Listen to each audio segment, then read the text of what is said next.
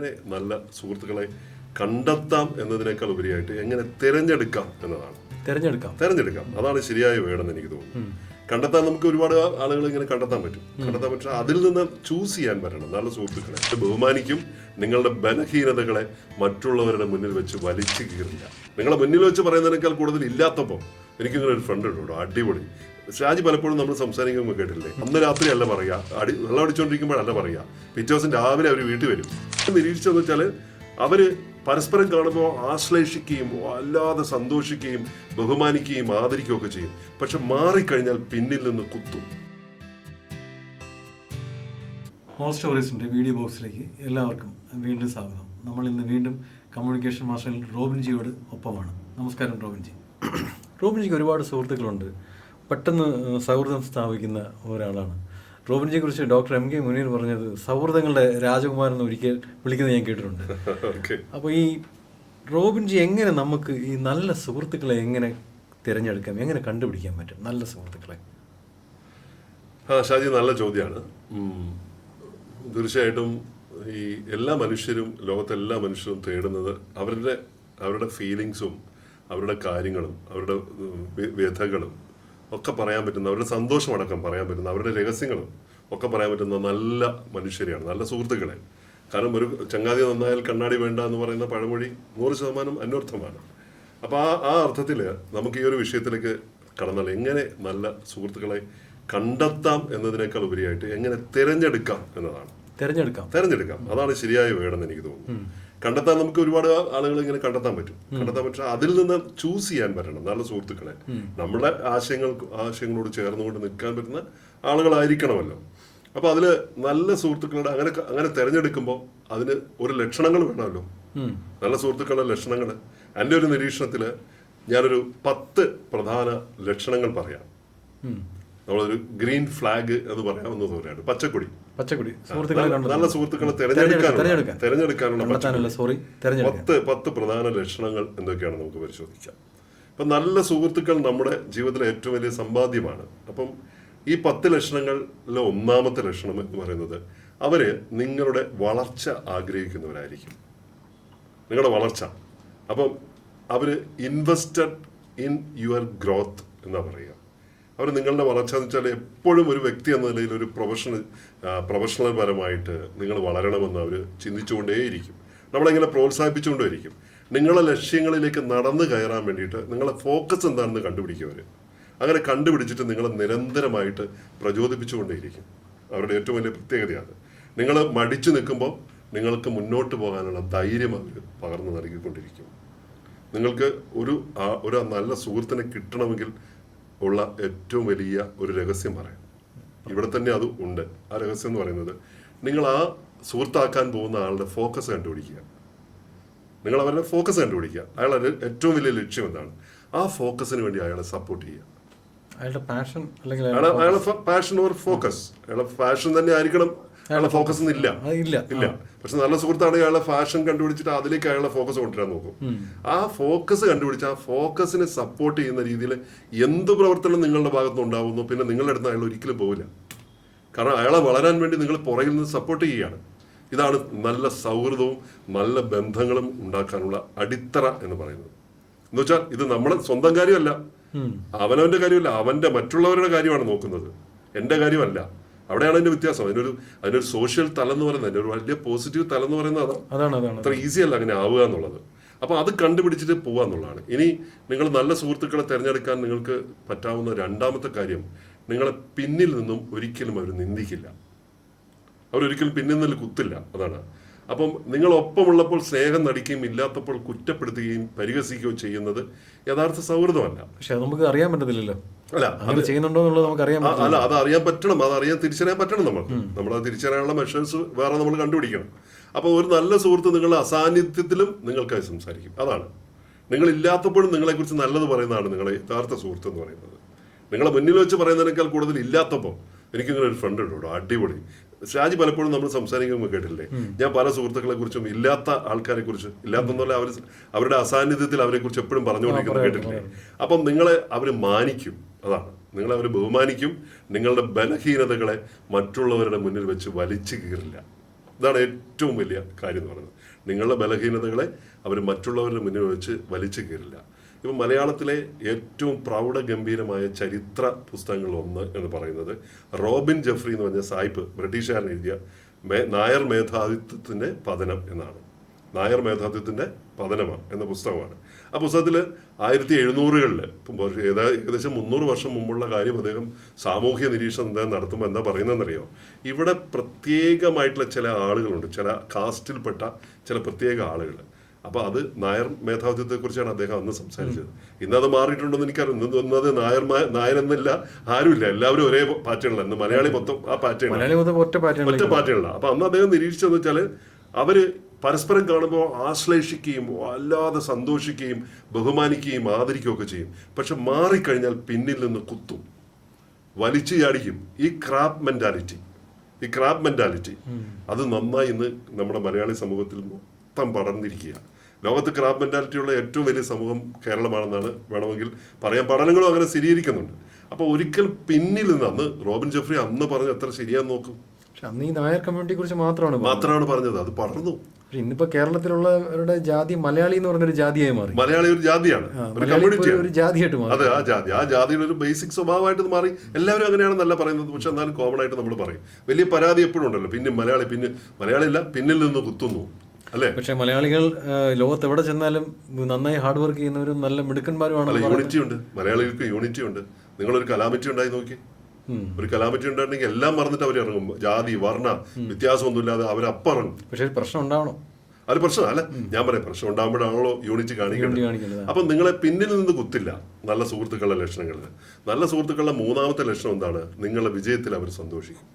ഇതാണ് ഈ സെലിബ്രേറ്റ് ചെയ്യും നിങ്ങളുടെ സക്സസ്. അവർ മത്സരബുദ്ധിയോ അസൂയോ ഇല്ലാതെ നിങ്ങളുടെ വിജയങ്ങളെ സ്വന്തം വിജയം പോലെയാണ്.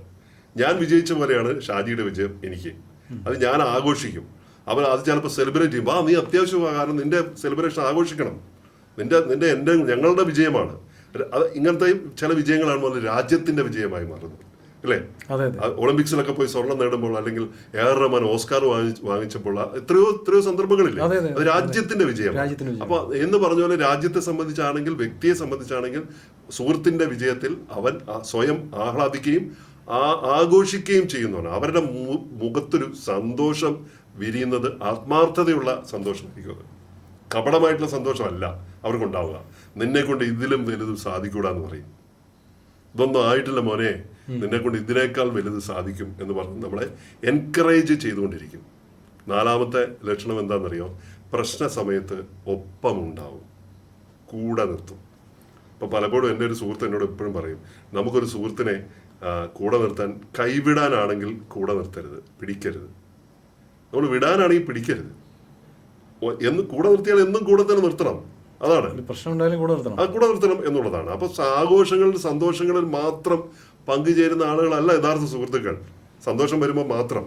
എന്ത് പ്രതിസന്ധി ഉണ്ടായാലും തകർച്ച ഉണ്ടാകുമ്പോഴും ലോകം മുഴുവൻ നമ്മളെ ചിലപ്പോൾ കൈവിട്ട് കളയും. ആ സമയത്ത് തോളിൽ തട്ടി, എടാ ഞാനുണ്ടടാ നിന്റെ കൂടെ, ഒരു വാക്കായിട്ട് ദൂരെ ഇരുന്നുകൊണ്ടായാലും അടുത്ത് വന്നിട്ട് ഞാനുണ്ട് എന്ന് പറയാൻ ഈ നല്ല സുഹൃത്തുക്കൾക്ക് ഒരു മടി ഉണ്ടാവില്ല. നമ്മൾ അങ്ങനെ ഒരുപാട് സുഹൃത്തുക്കളുണ്ട്, നമുക്ക് എല്ലാവർക്കും ഉണ്ട് അങ്ങനത്തെ സുഹൃത്തുക്കൾ. ആ മടിയില്ലായ്മയാണ് നിങ്ങളെ എല്ലാ പ്രയാസങ്ങളും അവർ കാതോർത്ത് കേൾക്കും. അവർ വളരെ പ്രയാസങ്ങൾ, എത്ര പ്രയാസം ഉണ്ടെങ്കിലും മുഴുവൻ അത് കേട്ട് അത് പരിഹരിക്കാനുള്ള മുൻകൈ അവരെടുക്കും. ഞാനുണ്ട് കൂടെ എന്നവർ പറയും. അടുത്തത് നെഗറ്റീവ് ശീലങ്ങളെ പ്രോത്സാഹിപ്പിക്കില്ല. നമ്മുടെ ഒരു നെഗറ്റീവ് ശീലത്തെ അവർ പ്രോത്സാഹിപ്പിക്കില്ല. കുഴപ്പമില്ല, നീ അത് ചെയ്തോ എന്നല്ല പറയാം, ചെയ്യരുത് എന്ന് പറഞ്ഞുകൊണ്ടിരിക്കും. തെറ്റായ വഴിയിലൂടെ നമ്മൾ സഞ്ചരിക്കാൻ ശ്രമിച്ചാൽ തടയാൻ മടിക്കില്ല. മുഖത്തോക്കി അവർ കാര്യം പറയും. ഞാൻ പറയുന്നത് നിനക്ക് ഇഷ്ടപ്പെട്ടാലും ഇഷ്ടപ്പെട്ടില്ലെങ്കിൽ ഞാൻ പറയാനുള്ളതെന്ന് പറയും. നീ ചെയ്തത് ഒട്ടും ശരിയല്ല. ഇങ്ങനെ ഒരാൾ നമ്മളോട് പറയുന്നുണ്ടെങ്കിൽ അവൻ നമ്മുടെ ബെസ്റ്റ് ഫ്രണ്ടാണെന്ന് അടയാളമാണ്.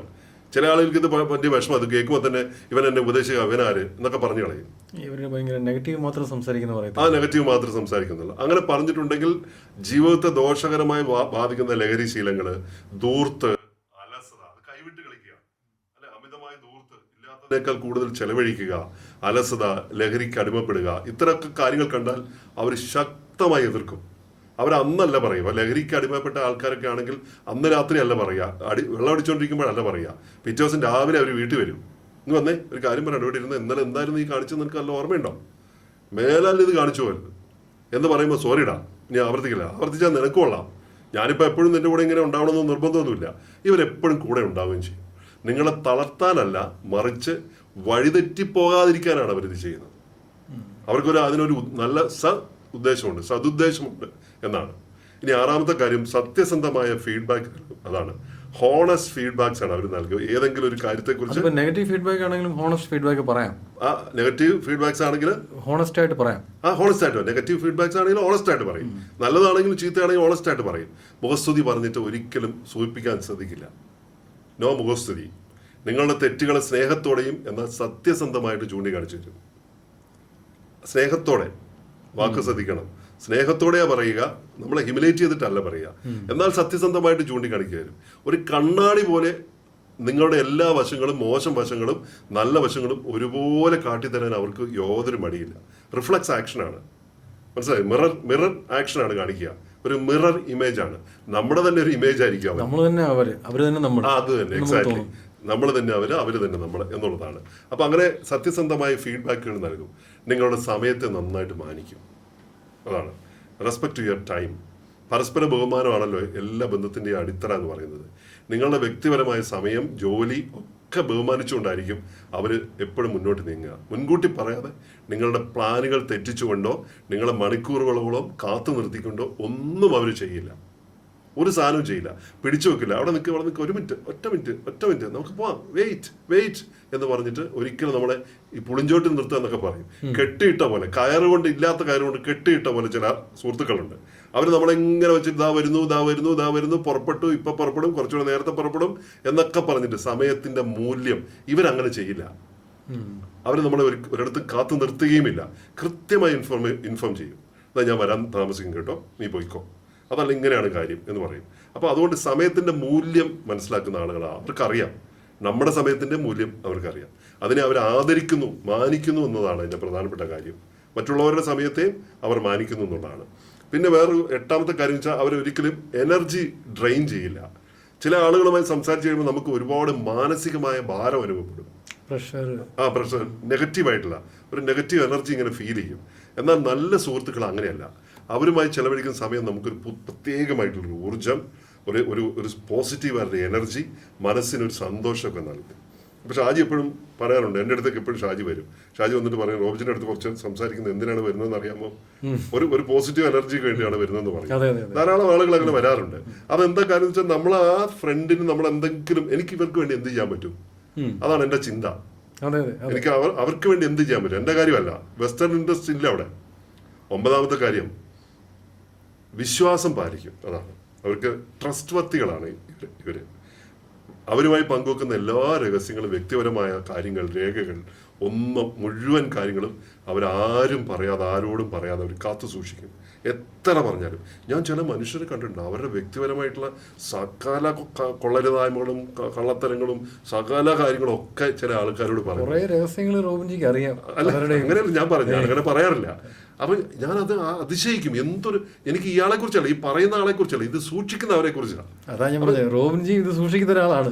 അങ്ങനെ അപ്പൊ ഞാൻ അവരോട് ചോദിക്കും, ഈ ആളുകളോട് ഞാൻ ചോദിക്കും, ഇത് നിങ്ങൾക്കിത് കേൾക്കുമ്പോൾ ടെൻഷൻ ഉണ്ടാവാറില്ല? ഇല്ല, അത് ഇവിടെ കേട്ട് ഇവിടുന്ന് മറന്നു. നമ്മളത് രഹസ്യമായിട്ടല്ല എടുക്കുന്നത്. ഒരു രഹസ്യമായിട്ട് എടുക്കുമ്പോൾ നമുക്ക് പിന്നെ ടെൻഷനായി, അയ്യോ രഹസ്യമാണല്ലോ, എനിക്കിത് ഒരു ടെൻഡൻസി ഉണ്ട് നമുക്ക് ആരോടെങ്കിലും ഒക്കെ ഒന്ന് പറയണം എന്നുള്ളത്. പക്ഷെ അതൊരു ക്യാരക്ടറാണ്. അങ്ങനെ സൂക്ഷിക്കുക, വിശ്വാസം പാലിക്കുക, ട്രസ്റ്റ് വർത്തി ആവുക എന്ന് പറയുന്ന ഒരു ക്യാരക്ടറാണ്. ഇതിനാണ് ലോകത്തെല്ലാ മനുഷ്യരും അന്വേഷിച്ചുകൊണ്ടിരിക്കുന്നത്. എനിക്ക് ട്രസ്റ്റ് വർത്തിയായ ഒരാളെങ്കിലും കിട്ടിയിരുന്നെങ്കിൽ എൻ്റെ ബിസിനസ്സിന്, എൻ്റെ കൂടെ ലോകത്തുള്ള എല്ലാ ബിസിനസ് ഓണേഴ്സും ഈ ഒരു ഒറ്റ കാര്യത്തിന് വേണ്ടി അന്വേഷിച്ചുകൊണ്ടിരിക്കുന്നത്. നല്ല ട്രസ്റ്റ് വർത്തിയായിട്ടുള്ള ഒരാളെ, കൂടെ നിർത്താൻ പറ്റിയ ഒരാളെ. ആരെ കിട്ടും? നീ MA യൂസുഫിന്റെ അടുത്ത് പോയി ചോദിച്ചു നോക്കിയോളൂ, ഇപ്പോഴും അദ്ദേഹം തേടിക്കൊണ്ടിരിക്കുന്നുണ്ടാവും. അല്ലെങ്കിൽ അതിനേക്കാൾ മുകളിൽ അംബാനിയുടെ അടുത്ത് തേടിക്കൊള്ളൂ, അദ്ദേഹവും അന്വേഷിക്കുന്നുണ്ടാവും. കാരണം കൂടെയുള്ളവർ ട്രസ്റ്റ് വർത്തികളല്ല, അതില്ല എന്നല്ല, പക്ഷെ ഇവരിത് അന്വേഷിച്ചു കൊണ്ടേയിരിക്കും. അത്ര ഡിമാൻഡാണ്. ലോകത്തിലെ ഏറ്റവും ഡിമാൻഡുള്ള ഒരു ഏരിയ എന്ന് പറയുന്നത് നല്ല വിശ്വാസ്യതയുള്ള മനുഷ്യരാണ്. അത് നിങ്ങൾ ഉണ്ടാക്കി കഴിഞ്ഞാൽ നിങ്ങൾ ഏത് സക്സസ് നിങ്ങൾക്ക് ഈസി ആയിട്ട് പറ്റും എന്നാണ്. അപ്പം ഇങ്ങനെ ഒരാൾ പറയാതെ കാത്തു സൂക്ഷിക്കുന്നവരാണിവർ. നിങ്ങളുടെ വിശ്വാസത്തെ അവരൊരിക്കലും ചോദ്യം ചെയ്യില്ല. അതാണ് ഈ വിശ്വാസത്തെ, ഇതിനെ ഒരിക്കലും ചോദ്യം ചെയ്യില്ല. കണ്ണടച്ച് വിശ്വസിക്കാൻ പറ്റുന്ന സുരക്ഷിതമായിട്ടുള്ള ഒരിടമായിരിക്കും ആ സൗഹൃദം എന്ന് പറയുന്നത്. നമുക്ക് കണ്ണടച്ച് വിശ്വസിക്കാം, അവനെ കണ്ണടച്ച് വിശ്വസിക്കാം കേട്ടോ. എടാ ഇത് നീ ഇതാരോടും പറയല്ലേ എന്ന് പറഞ്ഞൊരു കാര്യം പറയണ്ട, പറഞ്ഞാൽ മാത്രമല്ല അത് ഇത് ആരോടും പറയരുതെന്ന് പറയുന്ന കാര്യങ്ങൾ എന്താണെന്നറിയോ, നീ ഇതെല്ലാരോടും പറഞ്ഞോന്നാ. അങ്ങനെ പറയുന്നുണ്ടെങ്കിൽ ആ പറയുന്നവന്റെ ലക്ഷണം തന്നെ ഇതാരോടും പറയരുതേ എന്ന് പറഞ്ഞ് നമ്മൾ ഒരാളോട് പറഞ്ഞു കഴിഞ്ഞാൽ അവനിത് എല്ലാവരോടും പറയും.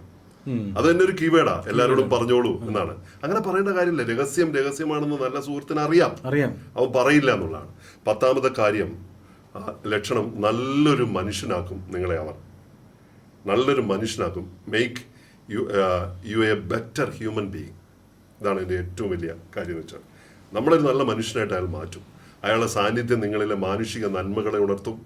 ദയ, അച്ചടക്കം, ലക്ഷ്യബോധം, ഇങ്ങനത്തെ കാര്യങ്ങളൊക്കെ സാവധാനത്തിൽ ഇതൊക്കെ പഠിപ്പിച്ച് രാവിലെ മുതൽ വന്നിട്ട് നിന്നെ ഞാൻ കുറച്ച് ദയ പഠിപ്പിക്കാം, കുറച്ച് അച്ചടക്കം പഠിപ്പിക്കാം, അതല്ലെങ്കിൽ സാമൂഹിക ബോധം പഠിപ്പിക്കാം, ലക്ഷ്യബോധം ഉണ്ടാക്കാം എന്ന് പറഞ്ഞ് പഠിപ്പിക്കല്ല.